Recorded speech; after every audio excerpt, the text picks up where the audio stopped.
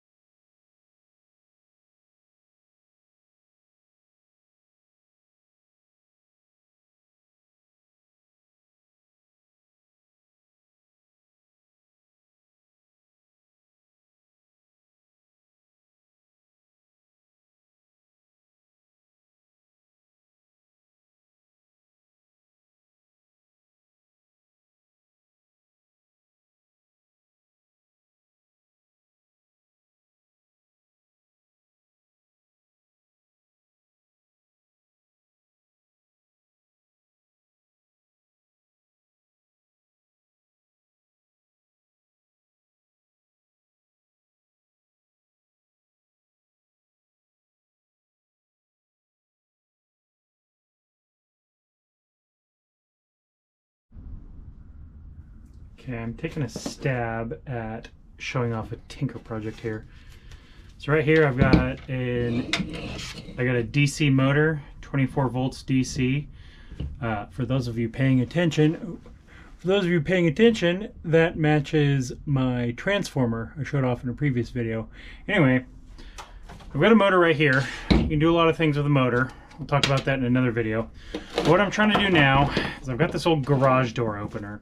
The garage door opener works, I'm just not using it anymore. So what I'm going to do is I'm going to harvest the motor from inside. You can see the spindle of it right here. So it's in there. I just need to take this thing apart. So I'm going to grab some tools and have at it. Hopefully you enjoy watching the guts come out of a garage door opener. Okay, now that I got some tools and some light. Oh yeah, that's a fun thing I forgot to point out. So this workbench, I picked it up from Harbor Freight for cheap. One of the features I forgot it had because it's been out in my shed for so long is that you can actually bring power to it. And not only does it have a little work light, but it's got a little power strip over here. So I got my spare battery charging while I'm working. Anyway, this is mostly held together with some hex head / Phillips screws.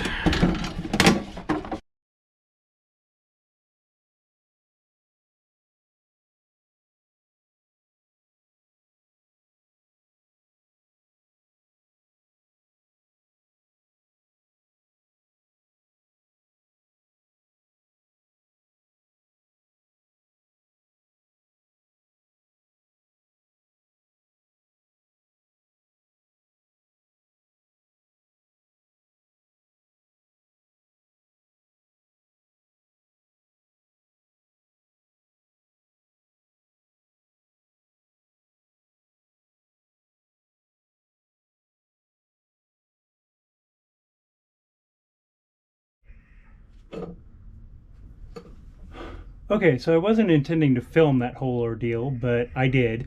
I ended up having to take the motor off of everything. I took the spindle off, just everything. Everything is off. It's just the motor now. Now, my point here is that I have got 3 leads coming out of it. It's a single phase AC motor. So one of these is going to be the neutral, and then one of them is going to be full speed, and I'm guessing the other one is reverse. So it's a sort of like a reverse polarity thing so that the garage door can go up and down. I'm going to apply some power here in just a second. Looks like I got to change my battery. So I'm going to change the battery in the camera, get set up to supply this thing power, and then we're going to make sure it works and watch it go. Yeehaw! Okay, so I went and grabbed some safety goggles just in case anything bad happens here. Right now I've got a cord that I salvaged from another piece of machinery. So I'm going to go ahead and plug this in. As you may be able to see, I've got one side already jammed in to what I believe is the neutral. I'm just going to tap this hot side to the blue and make sure the motor works. Oop. Okay, so I don't know if you can hear that, but the motor's trying to go. So it is getting power. I'm going to try, just for shits and giggles. Okay, it doesn't like going that way. Try that as the, let's see here. I doubt that'll fit in there, but yeah, woohoo, a little sparky. Okay, I'm going to unplug that.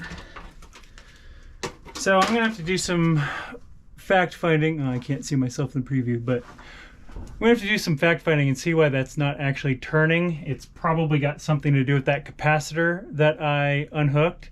So I'm going to put that back on there and see what happens.